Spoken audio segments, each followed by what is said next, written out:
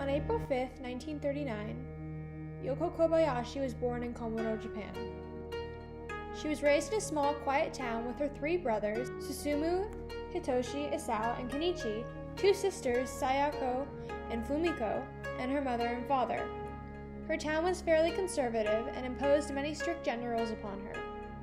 When she was growing up, she was expected to marry a man and become completely subordinate to him. This was one of the things that pushed her to leave. Though the main thing that caused her to leave were the bombings of Hiroshima and Nagasaki. When she was only 6 years old, Little Boy was dropped and killed over 100,000 civilians.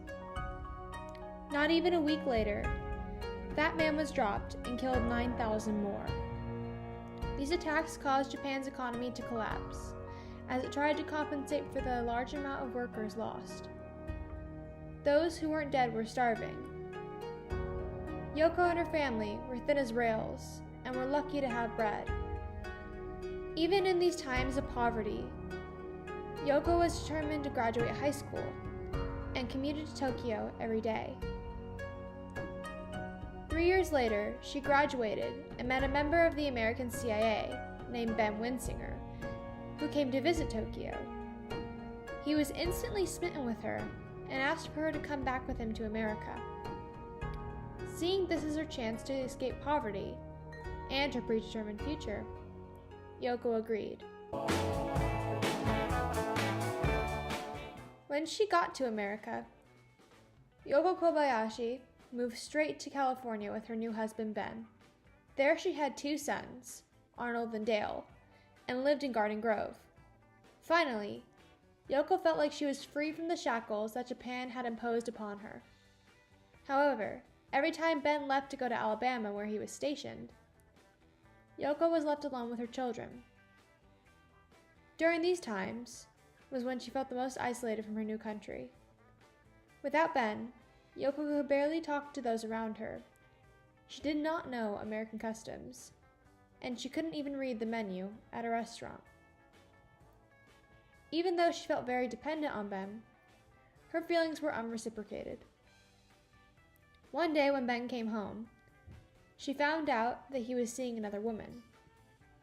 Even though she was afraid, Yoko divorced him and kicked him out of the house. After that, she began working a job as a cocktail waitress at a sushi restaurant.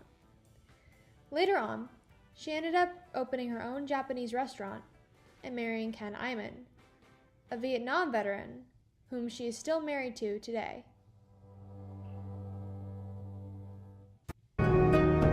Before this project, I never really cared about my Baba's immigration.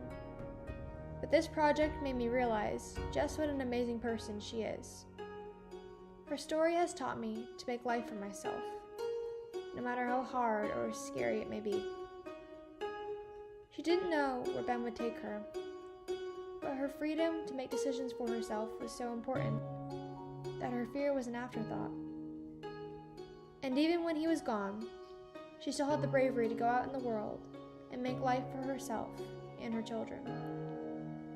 Her story made me realize how fortunate I am to grow up somewhere where I have the freedom to make my own decisions, and made me realize just how precious that freedom is.